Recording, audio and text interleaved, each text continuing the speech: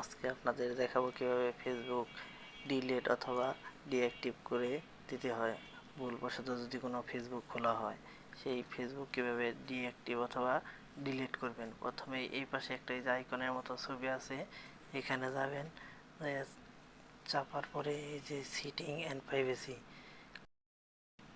এখানে চাপবেন। চাপার পরে দেখবেন এই পেজটা আছে, এই যে সেটিং, পরে এই সেটিংয়ে যাবেন। যাওয়ার পরে এই পেজটা ওপেন হওয়ার পরে তখন এই যে এখানে চাপবেন। চাপার পরে এই পেজটা আসবে। এই পেজটা আসার পরে এই যে ডিলিট, এখানে চাপবেন। চাপার পরে দেখবেন এটা আসছে, এটার মধ্যে এই যে জায়গায় চাপ দিবেন, এই পেজটা ওপেন হবে। এই পেজটা দিলে আমরা কি করতে চাচ্ছি এটা, তো এটা মধ্যে চাপবো। চাপার পরে আমার যেটা পেজটা আমি ডিলিট করবো সেটা মধ্যে চাপলাম। চাপার পরে এখন কি করতে যাচ্ছি দেখেন, আমি অ্যাকাউন্টে ডিলিট করতে যাচ্ছি। তো আমি এখানে ক্লিক করে দিলাম, ক্লিক করে কন্টিনিউ এখানে চাপলাম। চাপার পরে আমাকে জানতে চাচ্ছে যে আমি এটা কি কারণে করতে যাচ্ছি। আমি এখানে দিব যে আমার অ্যাকাউন্টটি হ্যাক করেছে, যার কারণে আমি এটা করতেছি। তো এখানে চাইবে কন্টিনিউ চাপলাম।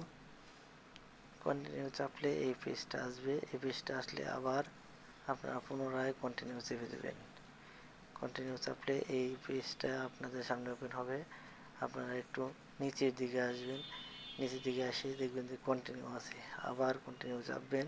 চাপার পরে দেখবেন যে এটা এইভাবে একটা পাসওয়ার্ড চাচ্ছে, যে পাসওয়ার্ড দিয়ে আপনি এটা খুলছিলেন সেই পাসওয়ার্ডটা আপনি বসাবেন। আমার পাসওয়ার্ড আমি দিয়ে দিচ্ছি। ওকে, দেখেন আমাকে দেখাচ্ছে যে এটা আমার ডিলিট হয়ে গেছে, পেমেন্ট অ্যাকাউন্ট ডিলেকশন হয়ে গেছে। এই যে আমি এখানে চাপছি, ওকে হয়ে গেছে। ভিডিওটি ভালো লাগলে লাইক, কমেন্ট, শেয়ার এবং সাবস্ক্রাইব করবেন প্লিজ।